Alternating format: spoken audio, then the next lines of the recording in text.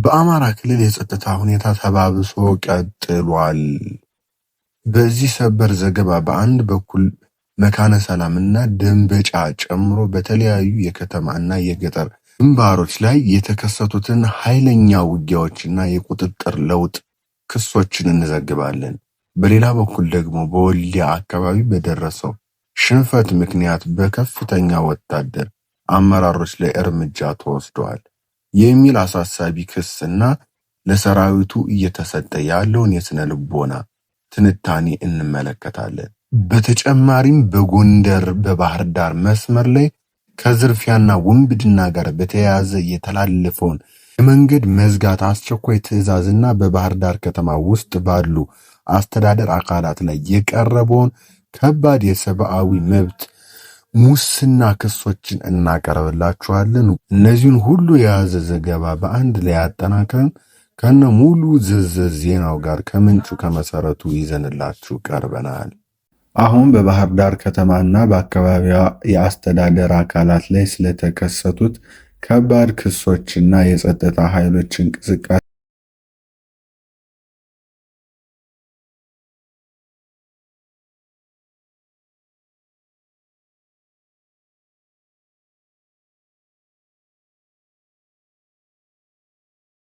የጸጥታ ኃይሎች እንቅስቃሴ ዙሪያ የቀረቡ ሪፖርቶችን እናቀርባለን። ከጸጥታ ክፍሎች ጋር ተያይዞ የቀረቡን ክሶች የቀረበውን ሪፖርት መሰረት በባህር ዳር ከተማ ውስጥ የታጠቁ ኃይሎችና በቤቶቻቸው ላይ ያነጣጠረ ክትትል፣ እስራት እና ማስፈራሪያ በተፈጠረበት ሁኔታ ላይ ትኩረት ተደርጓል።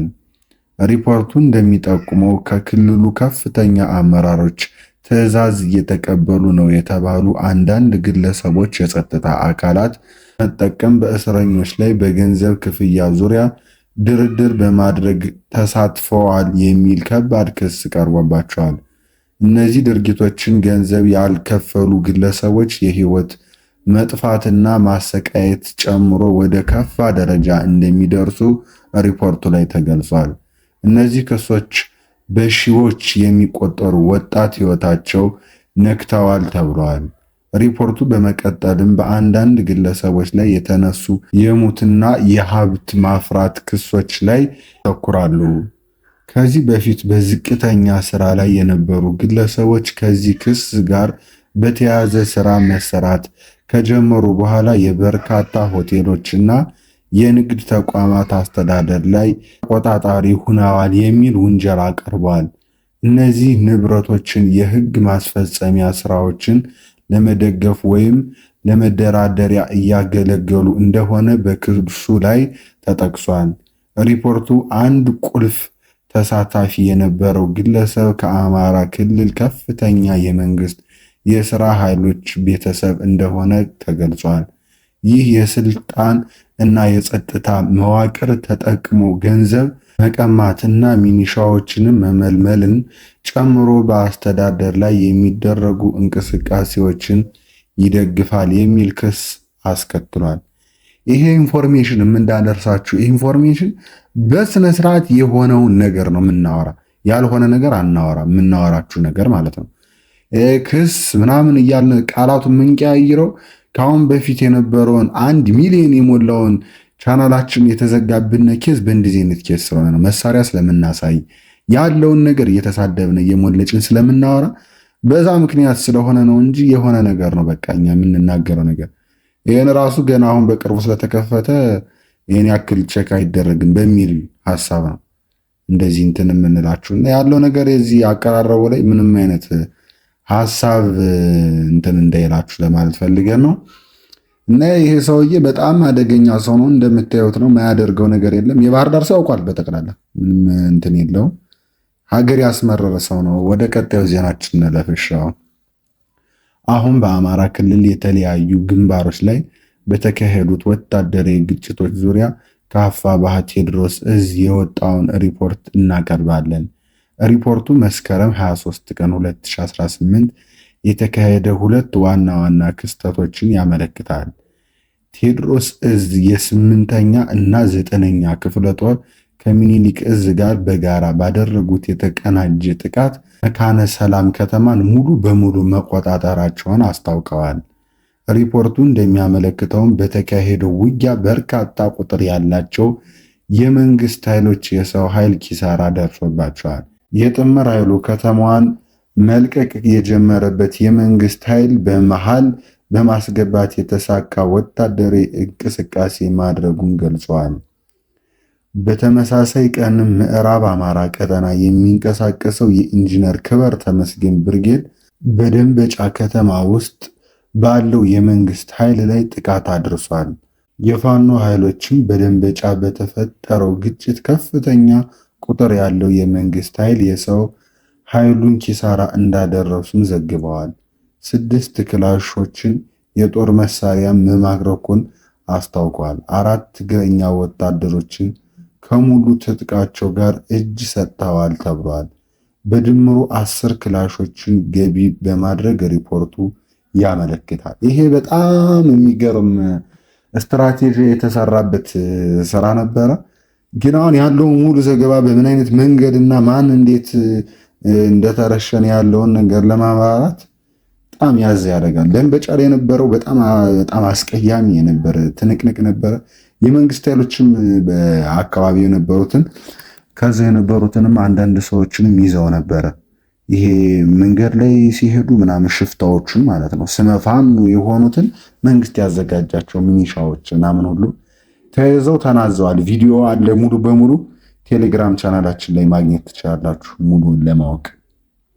አሁን ወደ ቀጣዩ ዜናችን እንለፍ። አሁን ከአማራ ፋኖ ብሔራዊ ኃይል አፋብኃ ሰሜን አማራ ቀጠና በላይ እዝ የተላለፈ የቅርብ ጊዜ መግለጫ መሰረት ያደረገ ዘገባ እናቀርባለን። መግለጫው በክልሉ የመንገድ አጠቃቀም ላይ ያተኩራል። በላይ እዝ በጎንደር እና በባህር ዳር ዋና መንገዶች ላይ ላልተወሰነ ጊዜ ህዝባዊ እንቅስቃሴ ተገድቧል የሚል መልእክት በማህበራዊ ሚዲያ መሰራጨቱ ገንዘቡን አስታውቋል። እዙ ግን ይህንን መረጃ ውድቅ በማድረግ ህዝባዊ እንቅስቃሴን በመገደብ ምናሳካው ህዝባዊ ዓላማ የለንም በሚል መርህ እንደሚያምን ገልጿል። በመሆኑም ሁሉም የመንግስት ዘርፎች ለህዝብ እንቅስቃሴ ከፍተኛ መሆኑን እንዳለባቸው ከህዝቡም ጋር የተደረገውን ምክክር መድረኮችን እንደሚረጋግጡም ጠቁሟል። በላይ እዝ ባስተላለፈው መልእክት በተለይም በወልቃይት ጠገዴ፣ ቋራና መተማ፣ ፎገራና ጠለምት አካባቢዎች ለደረሱት ሰብል የሚሰበሰብበት ወሳኝ ጊዜ መሆኑን አስምሮበታል። ይህ ወቅት የሰራተኛ እና የአሰሪዎች ሰብላቸውን የሚሰበስቡበት ነው። በመሆኑም እዙ መንገዶችን ለህዝብ ክፍት በማድረግ የዘወትር ህዝባዊ እንቅስቃሴ እንዲቀጥል ለማስቻል የተለመደውን ትብብር እንደሚያደርግም አስታውቋል። ይህ ነገር በጣም እናንተ እንደምታስቡት አይነት አይደለም የሚደረገው ነገር። የሚገርማችሁ አንድ በውስጥ መስመር የላከልን አንድ ተበዳይ ወንድማችን እንደነገረን በጣም በሚያሳዝን መንገድ የተደረገው ነገር መከላከያ አለ። መከላከያውን አልፈን አለ እንዲሁ በጣም በቃ የተወሰነ ኪሎ ሜትር እንደተጓዝና አስቆሙና አለ መታወቂያ አውጡ ሲሉና ራሱ አለ አክሰንታቸው ቃላታቸው ያስታውቃል አለ። በቃ ከዛው ላይ አስቀይሯቸው መሳሪያ ነው ይይዛሉ። መከላከያ ያለ እዛው ጎን ነው። በቃ ከዛው ላይ አስቆመው አምጡ ስልካችሁን ያለውን።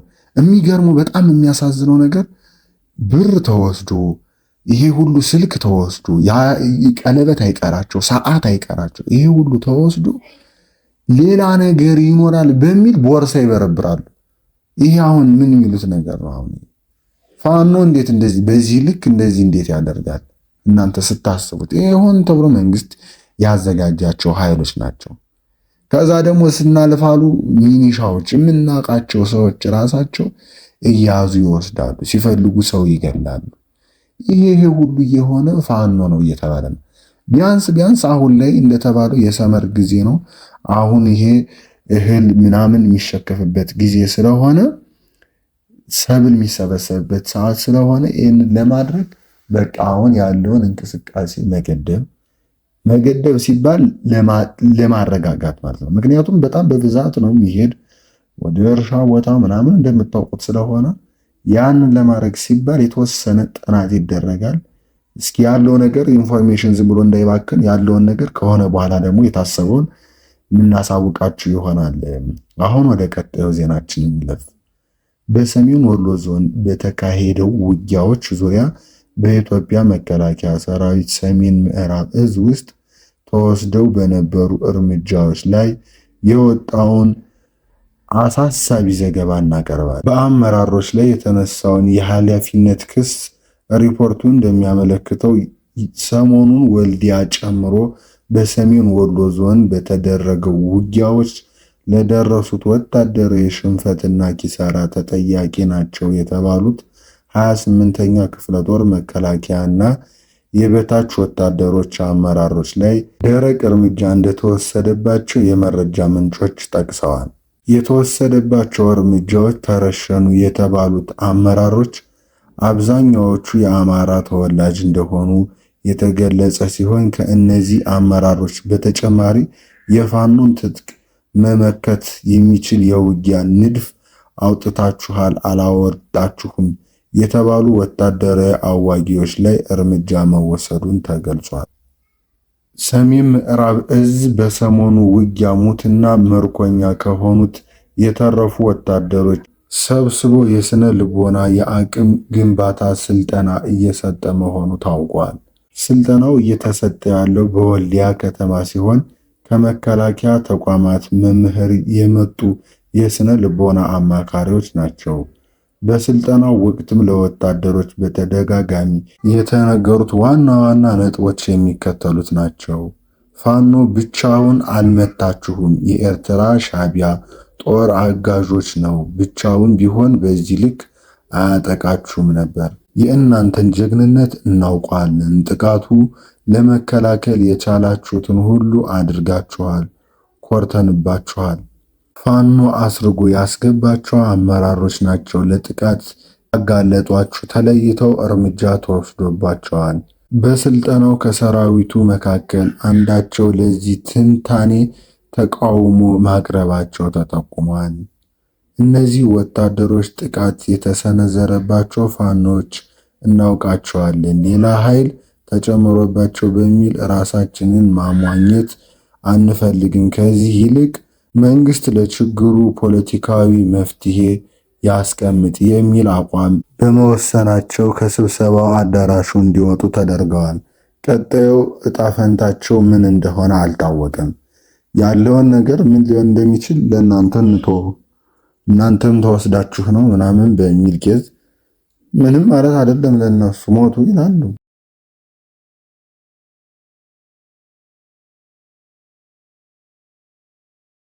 ማለት አይደለም ለነሱ ሞቱ ይላሉ። ይደፋዋል። ምን ችግር አለ? ምን ይመጣበታል? የሰው ነፍስ እኮ እኔ እንደምን እንስሳ እንኳን ክብር አለው። አይጥ እንኳን በልኩ ክብር አላት። በጣም የሚያሳዝን በጣም ከባድ ሁኔታ ላይ ያለንበት ነገር ላይ አስቸጋሪ ነው በጣም። ከአማራ ፋኖ ህዝባዊ ዲሞክራሲያዊ ንቅናቄ አፋብኃ ጎንደር ጠቅላይ ግዛት እዝ የተላለፈ አስቸኳይ መግለጫ መሰረት ያደረገ ዘገባ እናቀርባለን። መግለጫው በጎንደር እና በባህር ዳር መካከል ስላለው የትራንስፖርት እንቅስቃሴ ውሳኔ ይሰጣል።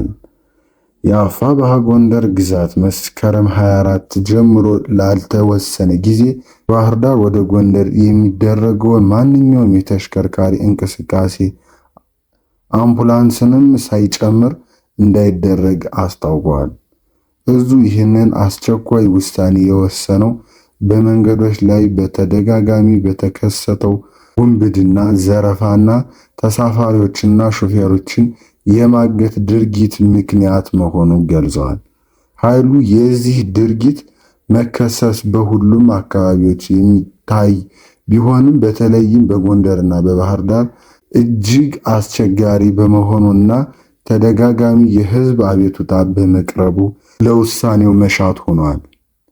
የአፋብኃ ሊቀመንበር እና በጎንደር ጠቅላይ ግዛት እዝ ዋና አዛዥ ራስ አርበኛ ደረጀ በላይ የተፈጸመው መግለጫ የዚህ እገዳ ዋና ዓላማ የሚፈጸም ውድድናዎችን፣ ዘረፋዎችን ለማስቆምና ሌባን ለማጽዳት እንደሆነ አሳውቀዋል። ይሄ ይሁን ይበል የሚያሰኝ ነገር ነው። ነገር ግን አምቡላንስን አይመለከትም ተብሏል። አምቡላንስን ሲል ችግር ያለበትና ሰው የያዘ ማንኛውም አካል እንዲያልፍ የተፈቀደ ነው። ምክንያቱም በጣም አሳሳቢና አስቸጋሪ ከሆነ ማለት ነው ይሄ ነገር የሚደረግ ማለት ነው። አምቡላንስ ሲል የመንግስት አካል አምቡላንስን የሚብሎ ስንት ነገር አይደለም የሚያሳልፍ፣ ስንት ነገር አይደለም የሚሰራ። ያን ስለምናውቅ የአምቡላንስ ሲል ማህበረሰቡ እንዲረዳ የሚፈለገው ነገር ችግር ያለበት ትልልቅ ሰዎች ከገዳም ከምን የሚመጡ ለቀብር ስነስርዓት የሚሄዱ ስለት ያለባቸው ምናምን አይነት ሰው ከሆነ ይህ ምንም አንድና ሁለት የሚባል ነገር የለውም። እንዲሄዱ ይደረጋል። ይሄ የሚፈቀድ ነገር ነው። ይሄ ነገር ለምን ተደረገ የምትሉ አካላቶች አላችሁ። መንገድ ሳይዘጋ እንትን ማድረግ አይቻልም ወይ? መንገዱን ሳንዘጋ እርምጃ መውሰድ አትችሉም ወይ የሚባል ነገር አለ። አቤቱታው ከቀን ወደ ቀን እየበዛ መጣ። ሰው ወደ መግደል ደረጃ ተደረሰ። ይሄን ማን አደረገ ሲባል ፋኖ ነው የሚሉ። ፋኖ ማን ነው? አሁን ሰምተናል። ማን የት ቦታ የት ወረዳ እንደሆነ ከነ ቤታቸው ድረስ በስነ ስርዓት የተጠና ነገር ነው። ምክንያቱም ክትትል ሲደረግ ነበረ። አሁን ላይ የሚደረገው ጥናት እንደሰማችሁት መንገድ ሲዘጋ ቤታቸው የተያዙ ሰዎች እከሌ የለም እዚህ አካባቢ ወጧል የተባሉ ሰዎች መንገዱ በተዘጋ ጊዜ ከተመለሰ ያን አካል ሲሰራ ነበር ማለት ነው። ያኔ እኛ እንደዚህ አሁን እኛ ባለንበት አካባቢ የኔ ጥናት አሁን የኔ ድርሻ ይሄ ነው። ቁጭ ብዬ ያለውን ነገር ማየት ነው። ማን እንዴት ወጣ፣ ለምን ወጣ፣ በምን ገባ፣ እንዴት ብሎ ሄደ፣ ማንን ላከው፣ ማን አዘዘው የሚለውን ነገር ማጣራት ማለት ነው። ልክ ሲገባ ይሄ ሰውዬ ለምን ያክል ጊዜ ቆየ የሚለውን ነገር እንይዛለን። ውጡ ሲባሉ የት ቦታ ላይ እንደሚቀመጡ እናያለን።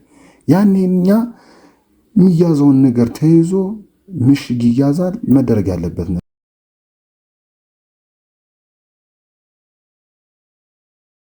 ምሽግ ይያዛል። መደረግ ያለበት ነገር ይደረጋል ማለት ነው። ከዛ በተጨማሪ ደግሞ የመንግስት አካላት ተጨማሪ የመከላከያ ኃይል አምጥቷል ተብሏል። ያንንም በምሽግ ለማግኘት ሲባል ነው፣ ለደህንነት ሲባል ነው እንጂ ሆን ተብሎ የሚደረግ ነገር አይደለም። ይሄንን አንዳንድ አካላት በቀና ሐሳብ ለማየት እንድትሞክሩ እንላለን። ይሄ ለተወሰነ ጊዜ ነው። ምንም እንትን የሚል ነገር የለውም። እንደነገርናችሁ ነው። በደብረ ማርቆስና ደንበጫ ከተማ አካባቢ ስለተካሄዱት የጸጥታ ክስተቶች ከአማራ ፋኖ ቀኝ ጌታ ዩፍታኤ ንጉሴ ክፍለ ጦር በኩል የወጣውን መግለጫ መሰረት ያደረገ ዘገባ እናቀርባለን።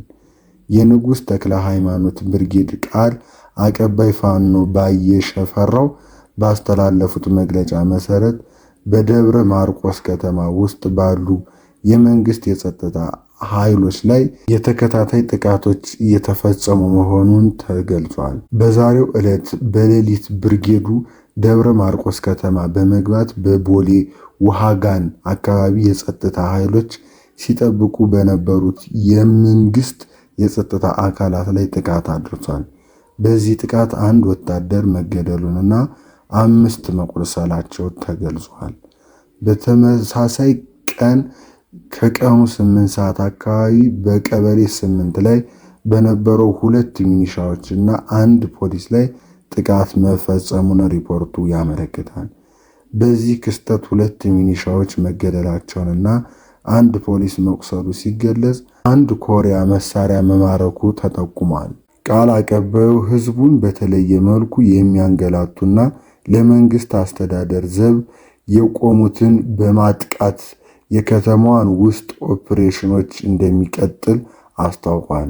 በጠዋቱ በደንበጫ ከተማ አካባቢ በተደረገው ግጭት የፋኖ ኃይሎች የክፍለ ጦር አመራሮች ከነ አጃቢዎቻቸው መገደላቸው መቻላቸውን ዘግበዋል።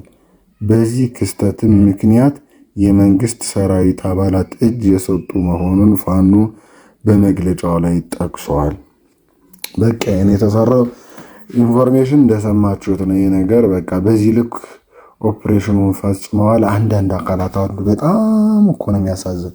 ልክ እንደኛ ተጎርቶ አንድ ጓዳችን አብረን ነበርን። የሚገርማችሁ ከስንት ቦታ አብረን ዘምተናል። እሱ ለሌላ ቦታ ሲታዘዝ አልታዘዝም አለ እሱ። ምክንያቱም አብሬ ይሆናለሁ እንዳይል በምን ምህረት ትገባለህ በሚል ይዘውት ነበር እሱን። ከዛ ከገባ በኋላ ምንም ምህረት አሁን እኛ ምህረት አልጠየቅንም አላልንም። አካል ጉዳተኛ ነበርን ያኔ በዚህ በትግራይ ጦርነት ጊዜ ነበረ እንትን ያለ። እዛም በኋላ ከወጣም በኋላ በደረሰብኝ ጉዳት ምክንያት እኔ አሁን መንቀሳቀስ አልችልም ባለው ነገር ምክንያት። በእርግጥ እንቀሳቀሳለሁ ግን ይሄን ያክል እንትን ያለ ነገር አይደለም ነው። ሙሉ እግሬ ብረት ነው ይገባልኝ። አሁን ለመንቀሳቀስ በጣም ያስቸግረኛል ማለት ነው። እንደዛ ስለሆነ ጥናት የአካባቢ ጥናት አድርግ ሲባል ሰውየው አላርፍም ብሎ ከሚኒሻ ተቀላቀለ። ሚኒሻ ተቀላቅሎ ከፋኖ ጋር አባል ነኝ ብሎ ይሰራ ነበረ። ሲሰራ ልክ ሲመጡ ግን ፋኖ ሲገባ ግን የተሰራው ጥናት ቀጥታ የፈጠነ ነገር አንድና አንድ የት ጉድጓድ ቆፍሮ እንደሚገባ ስለምናውቅ አመለከትን።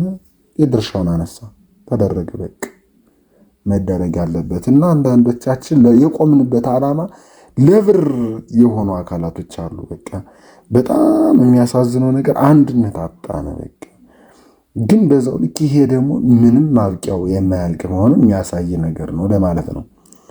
አሁን ወደ ደብረ ማርቆስ ከተማ ውስጥ በአማራ ፋኖ ብሔራዊ ኃይል በኩል ስለተፈጸሙ የጸጥታ ክስተት የቀረበ ሪፖርት እናቀርባለን። የፋኖ ጅበላ ሙታና ብርጌድ የተባለው ኃይል መስከረም 24 ቀን በሌሊቱ የደብረ ማርቆስ ከተማ በ3 አቅጣጫዎች በመግባት ጥቃት መፈጸሙን አስታውቋል። ጥቃቱ በ4 ዋና ዋና ቦታዎች ላይ ተካሂዷል። ሞሶቢት ኮሌጅ፣ ሲቪል ሰፈር፣ ወንቃ እና በየቦ መሃል አደባባይ አካባቢ ነው። ግጭቱ የተካሄደው ከሌሊቱ 7 ሰዓት ገደማ ጀምሮ እስከ ንጋት ድረስ መሆኑ ተገልጿል። ሪፖርቱ እንደሚጠቁመው ውጊያው በተደረገባቸው ቦታዎች የእጅ ለእጅ ፊልሚያ እና የቦምብ ጥቃቶች ተፈጸሙ ሲሆን በርካታ ቁጥር ያለው የመንግስት የጸጥታ ኃይል ጉዳት ደርሶበታል ተብሏል። በአማራ ፋኖ ብሔራዊ ኃይል አፋብኃ ሰሜን አማራ ቀጠና በላይ እዝ ዳግማዊ ቴዎድሮስ 5ኛ ኮር በኩል ስለተፈጸመው የጸጥታ ክስተት የቀረበው መግለጫ መሰረት ያደረገ ዘገባ እናቀርባለን። በመግለጫው መሰረት መስከረም 23 ቀን ከሌሊቱ 7 ሰዓት ጀምሮ ከማክሰኝት እና ከደጎማ የተነሳውን የመንግስት ኃይል የጎንደር በጋሻው ክፍለ ጦር አመራሮች የጥቁር አንበሳ ክፍለ ጦር አባላት ለማፈን ማሰብ ድንዛዝ ተብሎ በሚጠራ ቀበሌ ላይ ከበባ ፈጽሞ አድሯል። የመንግስት ኃይሉ ከመድፈጡ በፊት መረጃ እንደደረሳቸው የገለጹት የክፍለ ጦር አመራሮች በግጭቱ ወቅት ኃይላቸውን በመምራት ከበባውን ሰብረው መውጣት ችለዋል። በዚህ ሌሊት በተደረገው ውጊያ ፋኖ ኃይሎች 13 ያህሉ የመንግስት ኃይሎች አባላት መግደሉን እና 9 ያህሉን ማቁሰሉን አስታውቋል። የመንግስት ኃይሉ እስካሁን ድረስ ከደጎላ እስከ ፋና ጊዮርጊስ ባለው ከፍተኛ ቦታዎች ሰፍሮ እንደሚገኝ መግለጫው ላይ ተጠቁሟል። ይህ ስትራቴጂ በጣም በጣም በጣም የሚያስደንቅ የሚያስገርም ነበር።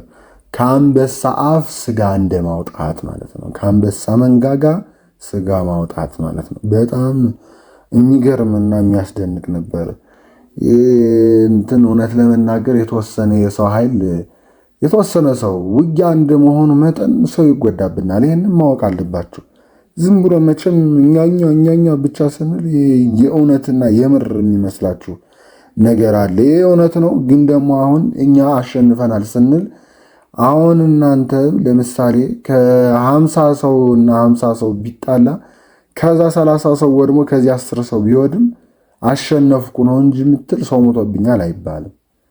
ምክንያቱም ውጊያ ነው። ይሄ ነገር የሚወጣ ነገር ግንባር ላይ የሚደረግ ነገር ስለሆነ በጣም በሚገርም መንገድ ነበረ ሲነግሩኝ ያለውን ነገር ጓዶች ሲያወሩኝ ያለው ነገር በጣም እንትን የሚል ነበር። በደንብ እንዲሁም ሐሳቡን ሳያስጨርስልኝ ስራ አለ ምናምን ብሎ በኔትወርክ ምክንያት በደንብ ሳናወራ ቀረን እንጂ በጣም የሚገርም ነበር ብሏል። በጣም የሚገርም ስትራቴጂ ነበር ተነግሯል ነበር አለ።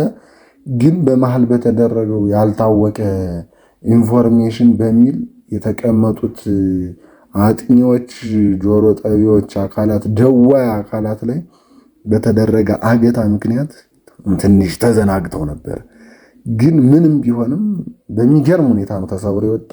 የመንግስት አካል ተደብድቧል ተብሏል። ምን ተብሏል? የተደረገው ሁሉ ተደርጎ ነበር። ምክንያቱም ምንጊዜም ፋኖ ንቁ ነው፣ በየቦታው እየተቀያየሩ ነው የሚያድሩ እየተባለ ነው እንጂ ምንም አይመጣም ከተማ ውስጥ ነን ተብሎ የሚጋደም አካል የለም። ከሚገርማችሁ እንኳን ልጆቹ ያሉበት ቤተሰቡ ያለበት ሀገር ላይ አንድ የፋኖ አባል ሲገባ ባሉበት አካባቢ እንኳን ከሀገሬ ገብቻለሁ ዛሬ እንኳን እስኪ ከቤቴ ልደር ከልጆቼ ጋር ልደር የሚባል ነገር የለም። ምንም ነገር ቢፈጠር ይህን ያክል ነው ንቃትና ጥንቃቄ አለ ለማለት ፈልጌ ነው። ከአማራ ፋኖ ብሔራዊ ኃይል አፋብኃ ምስራቅ አማራ ቀጠና ሚኒሊክ ዕዝ ምክትል የፖለቲካ መምሪያ ኃላፊ አርበኛ ሞገስ አበራው የተሰጠው መግለጫ መሰረት ያደረገ ዘገባ እናቀርባለን። መግለጫው የትግሉ እንቅስቃሴና ከግጭት ጋር ተያይዘው የተነሱ የሃይማኖት ወንጀሎች አስመልክቶ ምላሽ ይሰጣሉ። መግለጫው የፋኖ ትግል የአማራ የህዝብ ህልውና ጉዳይ ላይ ያተኮረ መሆኑን ገልጿል። ኃይሉ እርምጃ ለመውሰድ መርጦ የሚለይበት ጠላት የለውም የሚል አቋም ይዟል። ዋና ትኩረቱ ጸረ አማራ ለሆነ አስተዳደር አስፈጻሚ የሆነ ሁሉ ላይ መሆኑን አሳውቋል። ይህ አቋም ለማሳየትም አሁን እየተካሄደ ያለውን ዘመቻዎች በእስልምና ሃይማኖቶች ተከታዮች በሆኑ በአርበኛ አደም አሊ ስም መሰየሙን አስታውቋል። መግለጫው የመንግስት አካላት በቅርቡ በተለያዩ ውጊያዎች በተለይም በመካነ ሰላም ኦፕሬሽን በጸጥታ አመራሮች ላይ የደረሰውን ኪሳራ ለመፈተሽ እየሞከረ ነው ሲል ከሷል።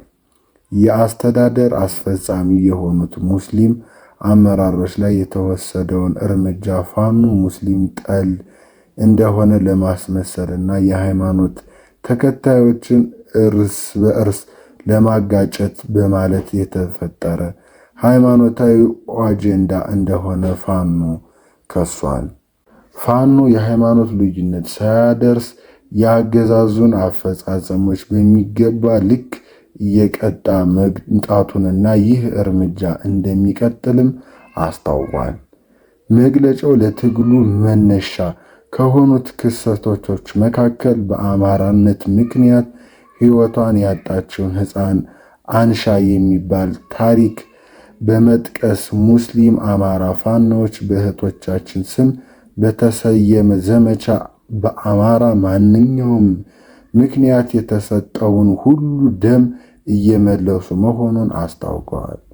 በመጨረሻም የአማራ ሕዝብ ሃይማኖት፣ ዕድሜ፣ ጾታ እና ሌሎች ልዩነቶች ሳይገድቡት በተፈጥሯዊ ራስ የመከላከል መብት ተጠቅሞ ማንነቱን እየጠበቀ መሆኑን ጽኖት ሰጥቷል። በቃ ይሄ ያለው ነገር ነው። አንተ ብሎ አንዱ ሲቀደድ አንዱን ለመድፈን የሚያደርገው ነገር ነው። እርስ በርስ ሰውን ለማባላት የሰውን አቋም ለማውረድ ነው። በእርግጥ ሰው አሁን እዚህ ያለው ሰው በሰውም አይፈረድም። አንዳንዱ ሰው በቃ በጣም በትልቁ ተስፋ ቆርጧል። በጣም በሚያሳዝን መልኩ እናንተ የኛንም የውስጥ እንደማያውቁ ሰዎች እናንተ በደህና ቀን ወንድሜ ጥሩ አድርጋችኋል፣ ወጣችኋል፣ እናንተ ያለውን ነገር አውቃችሁበታል ይላሉ። ግን ያለው ነገር ምንም ቢሆን ምንም ብንጎዳ እኔ እስከ ህይወቴ ቤተሰቤን አሳልፌ ሰጥቻለሁ። የሚገርማችሁ ነገር እናቴን አባቴን ወስደው አገተውብኝ ነበረ። ተወስደዋል። አባቴን አጥቻለሁ፣ ገለውታል። እናቴ አካል ጉዳተኛ ናት። በጣም ተጎድታብኛለች። እግሯ ምናምን ተሰባብራ ነበር የመጣችው እና እስከ ህይወቴ ፍጻሜ ድረስ ቤተሰቤን ሰጥቻለሁ። ሚስቴን ደፍረዋታል። ለፍረው ሞታለች። ነፍሰ ጡር ነበረች። ልጁን በሰላም ተገላግላ ነበረ። አራስ ላይ ነበረች። እንደዚህ የሆነች በቃ አንድ ልጅ አለ። በቃ እሱን ነው ማሳድግ። የእሱ ትልልቆች 3 ልጆች አሉ። እነሱ ጋር ነው መኖር እኔ እና ያለው ነገር ይሄ ነው። በጣም ከባድ ነው። እስከ ህልውና ድረስ እኛ እንታገላለን እንጂ እንደማንም ተስፋ አንቆርጥም። አንዳንድ ሰው ግን እንደነገርኳችሁ እናንተ በደህና ጊዜ ወጣችኋል፣ አውቃችሁበታል ይላሉ። ይህ ምንም ማወቅ አለማወቅ አይደለም። እስከ ሞት ድረስ እንደርሳለን። ይሄ ያለ ነገር ነው። ምን ማለት አይደለም ለማለት ፈልገን ነው። እናንተ ደግሞ በተቻላችሁ አቅም ሰብስክራይብ፣ ላይክ፣ ሸር በማድረግ የበኩላችሁን ግዴታ ተወጡ። ይሄ እናንተ ግዴታ ነው። እኛ በሚዲያው ዘርፍ እናደርጋለን። በነገራችን ላይ እኔ እንደዚህ ድምፄን ሪከርድ አድርጌ ነው ምልክለት። ከዛ ያለው የዋናው የፋኖ አባል የሆነው እሱ ነው አቀነባብሮ ብሎ የሚለቀው። እኛ የምናውቀው ነገር የለም። ያለውን ኢንፎርሜሽን እንቀዳለን እንልካለን። እና ያለው ነገር ይሄ ነው። ዜና ቢዘገይም እኛ አሁን ከምንጩ ካልደረሰ ድረስ አሁን 3 ነን እነዚህ የምንዘግበው። 3ታችንም እዚህ አሁን የአካባቢ ጥናት ነው የምናደርግ። ያለውን ነገር ከ3ታችን ይደርሰናል። ምን ማድረግ እንዳለብን ያለውን ሁኔታ እናጣራለን። ምክንያቱም እኛ በሚዲያ ዘርፍ እየተሰራጨንና የአካባቢውን የውስጥ ጥናት የምናደርግ ሰዎች ስለሆንን ማለት ነው። እና ያን ሲደርሰን እኛ እንቀዳለን፣ እሱ እዛ ይልካል፣ ድወማ እናደርጋለን ነው። ፋኖ የት ያመጣል? ፋኖ እኮ አስተዳደር የለው፣ ግብር የሚያስከፍለው አካል የለው፣ ምን የለው፣ መሬት የለው በራሱ ስም። ፋኖ ማለት እኮ ህዝቡ ነው፣ የትም አናመጣም። ያ ማለት እኛ በዚህ በግራ በቀኝ የሚለመነው ከውጭ ያላችሁት ዲያስፖራዎች የምታግዙት ነገር ነውና በአንድ የሚመጣ ነገር አይደለም ለማለት ፈልገን ነውና እንደዛ ብሎ የሚመጣ ብር ነው። ይሄ ራሱ ዩቲዩቡ ተሰርቶ ብሩ ገቢ ነው እንጂ የሚደረግ ለኛ ለአንድ ሰው ለሁለት ሰው እኛ እዚህ ላለ ነው ለምንሰራው ሰዎች የሚሆን ነገር አይደለም ለማለት ፈልገን ነው። እናንተ ምንም ነገር አትከፍሉበትም። እኛ ነፍሳችን አካላችን ሰጠንበታል። እኛ እኮ አይደለም እናንተ ሰብስክራይብ፣ ላይክ፣ ሸር ለማድረግ እንደዚህ መሆን የለባችሁም ለማለት ነው። እስከሚቀጥለው ዜናችን ድረስ ሰላም ሁኑልን እንላለን። ያለውን ኢንፎርሜሽን በስነ ስርዓት ከስር ከመሰረቱ ከምንጩ ከማንነቱ አምጥተን የምናቀርብላችሁ ይሆናል። ላይክ፣ ሸር፣ ሰብስክራይብ በማድረግ ግዴታችሁን ተወጡ።